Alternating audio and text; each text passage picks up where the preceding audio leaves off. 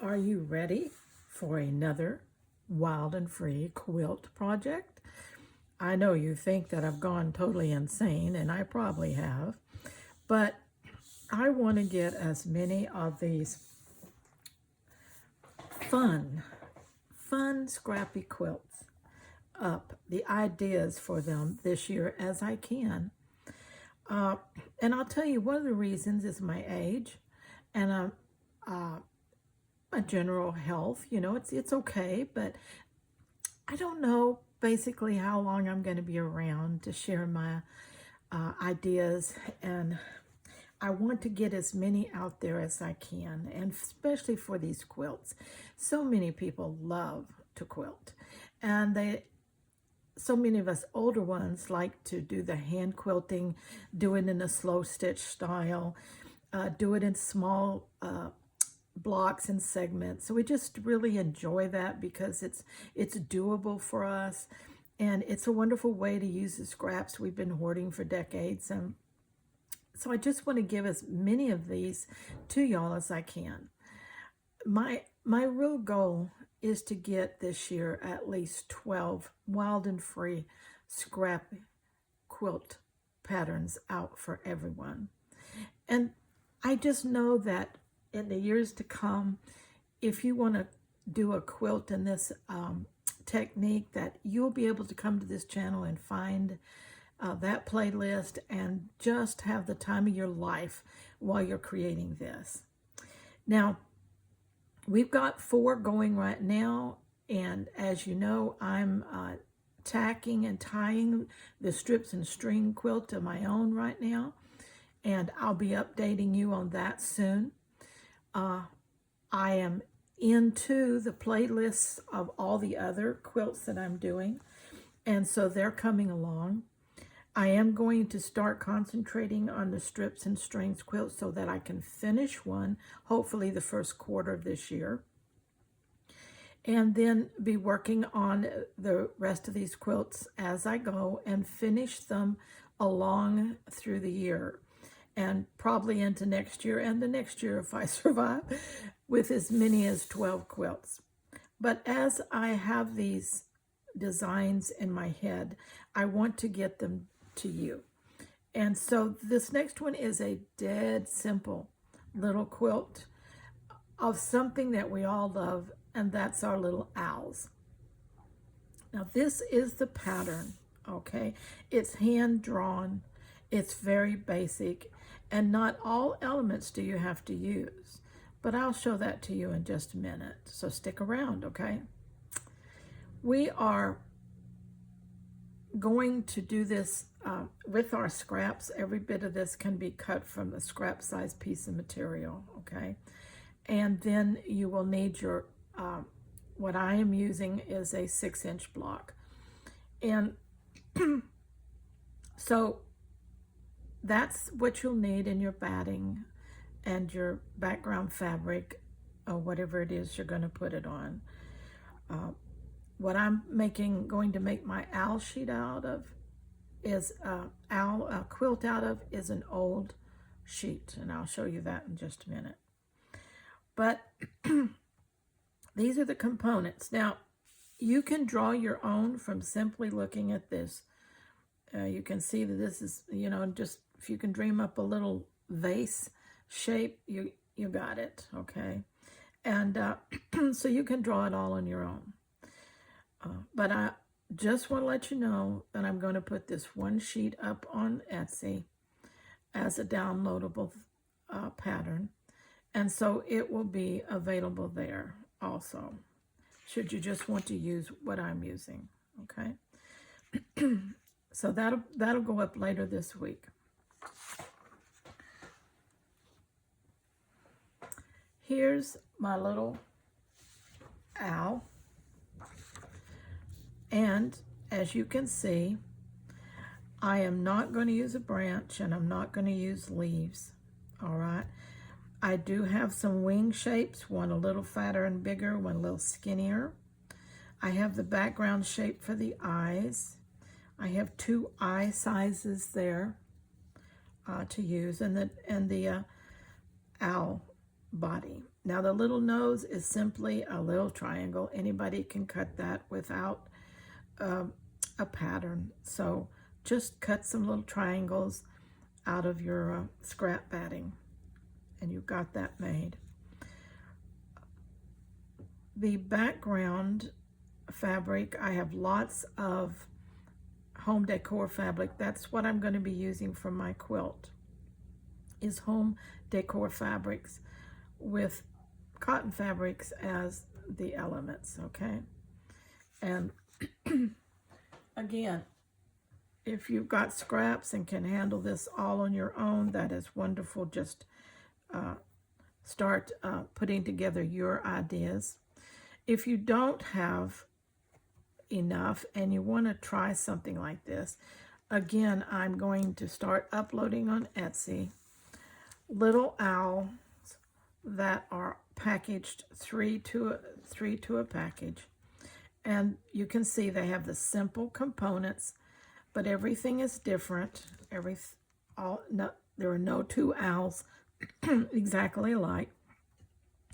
And there'll be 3 to a package, and those will be available on Etsy later this week also. And if you don't see something you like and you do want to purchase them, then just wait, because I'll be putting more and more up throughout the year for different designs. But just want to let you know that's available should you want it.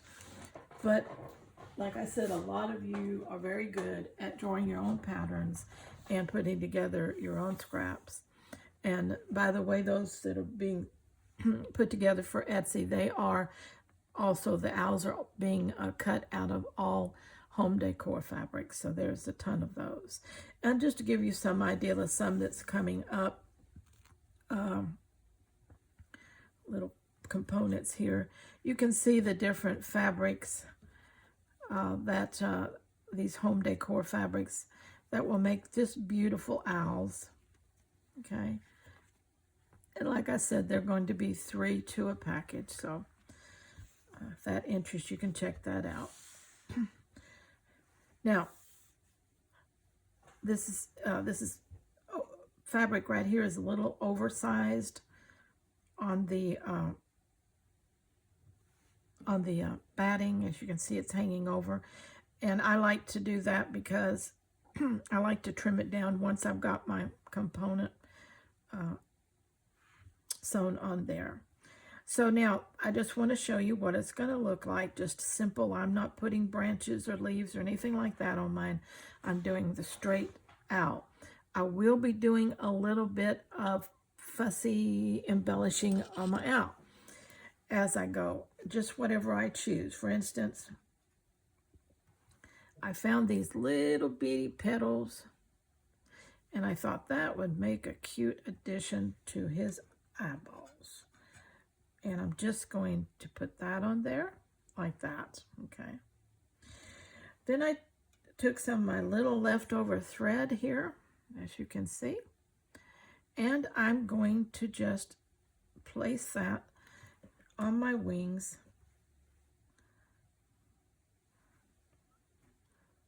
when I sew them down. Just a little bit of a embellishment. You can do whatever you want. These little designs here, I thought, I don't need it on this one, but little buttons would be cute down the front of that. Hair, a little hat, whatever you wanted to do. Just, make your owls the way you want to make them. And remember, you don't have to embellish at all, period. Just use the simple elements that are here and work with that. Get my little wing back. I'm going to take both those off because I'm fixing to have to sew this. Okay, so this would be my first, you might say, pin down to get my elements in place. Again, everything is cut from scraps.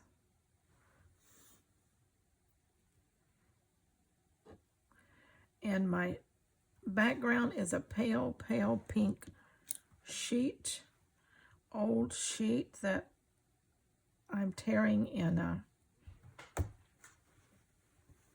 I stripped it, tore it in strips, and then I will be taking my sections off the end like that for each square. So just an old sheet sectioned off. How big is this going to be? I don't know. You know, I like to do the lap size quilts because I can handle those. But what the finished size is for this one, I don't know. As I get along and see who or what I might use it for, gift it, keep it, whatever, then I'll decide for sure. The method of attaching on the back, the pieces will be exactly the same as all the Wild and Free quilts. But my sashing, I want to show you what I'm doing here. I'm taking some of my skinnier pieces of batting. Okay, you notice they're not exactly the same. They don't have to be exactly the same. You would want them to be probably not any thicker than this one. Let's see what that is. So if you've got some bigger pieces, you can definitely strip them down. This is 1.5 inches at its widest. It's widest. This is 1 inch at the most narrow. So 1 inch to 1.5 inches, and they do not have to be straight. They do not have to be 1.5 inches all the way, whatever, okay? Now, what I did was I took snippets of fabric. I have a snippet bucket with just snippets in it, all right? And I took that and I laid it all on top, and then I laid a piece of netting over it, pinned it in place, and simply did a running stitch down through there to attach all those. And the netting helps to keep it in place, and you don't ever see that. This will be my sashing, okay? Let's say, for instance,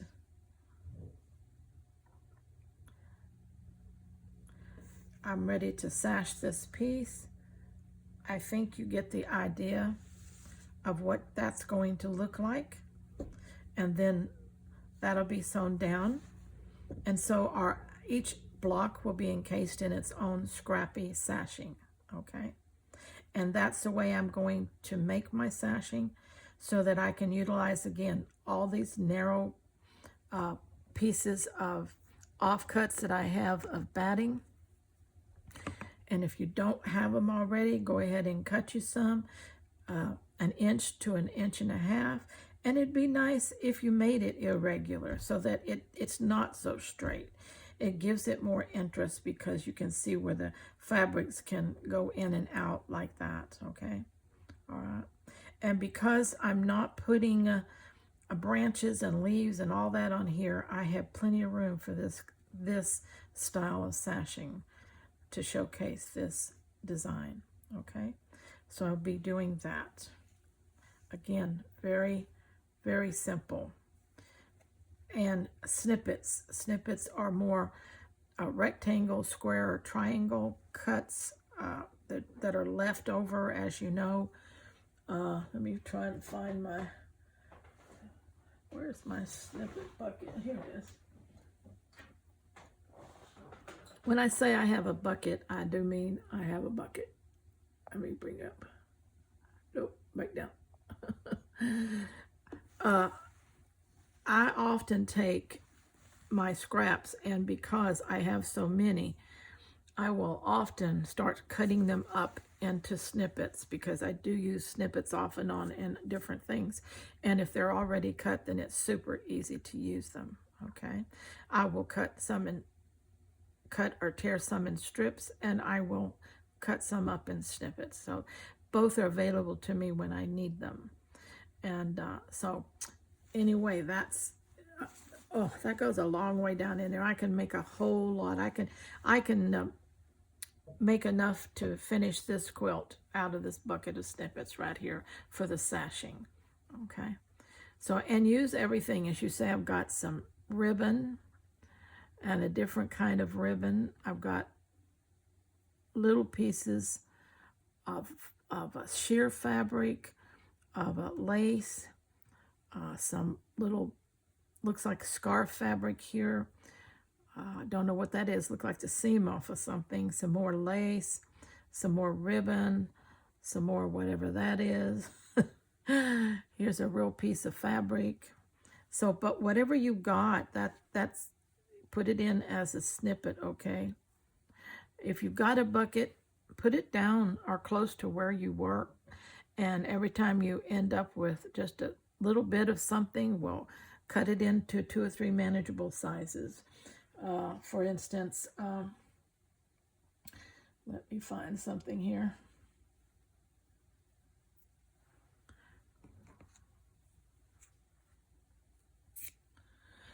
If I had this piece right here, which I do, I would cut off the 2 little stringy pieces and put them in my string bucket. I have a string bucket just like I have a snippet bucket. And that's great for working like my strips and string quilt. Okay. Then I could take this and I could cut it simply in half, or I could make a little bit of an irregular cut and do it like that. And so it starts adding to my bucket. All right. And it's also a way to make sure you don't throw anything away, because you put it strips and strings or you put it in your snippet bucket. Everything keeps getting reduced down, but you will use these things off and on as you continue if you love to do this type of work. Okay. All right. Now,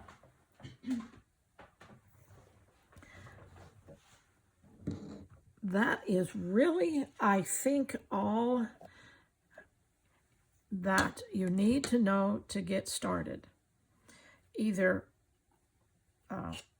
download the pattern on my Etsy shop in a day or two, or draw your own. All right, it doesn't matter, however you feel comfortable doing this.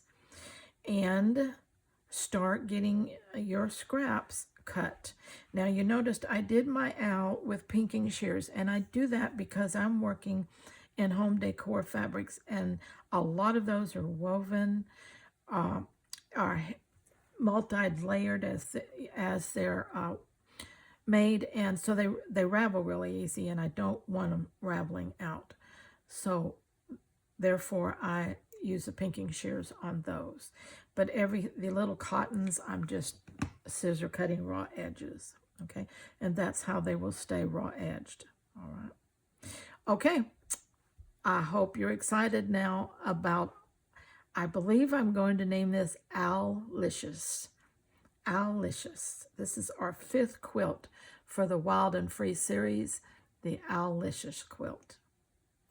Thank you for being with me, and let's stay scrap happy.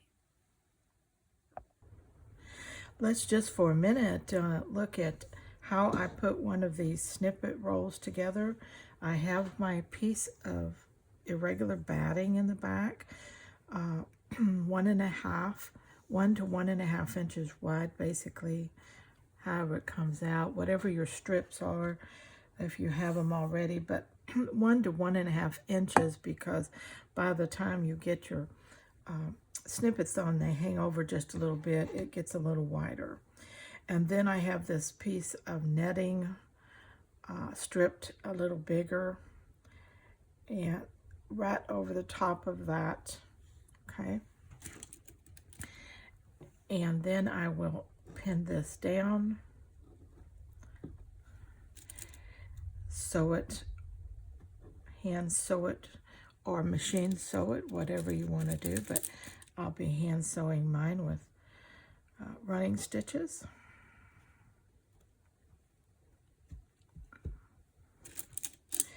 And then I will trim off the excess netting on the sides that I don't need, and at the bottom.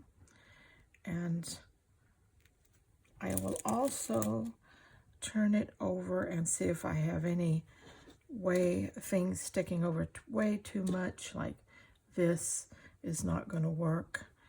And I think that all looks pretty good. A little bit of stick over is okay. Put this back in the snippet tub. All right. Then this is ready to hand sew, and then it could be one of my sashing pieces, okay?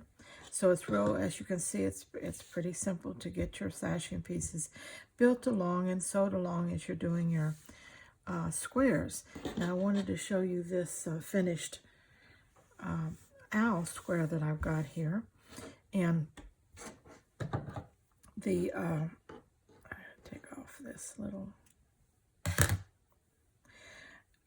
As I told you, I was going to do a little bit of extra embellishment, which I set those little pieces in the eye, and I put the thread down alongside the wing like that. And that was the only thing that I added extra, and besides the basic pieces that are there, the two eye pieces, the nose, the two wings, and the body. That's all there is to it.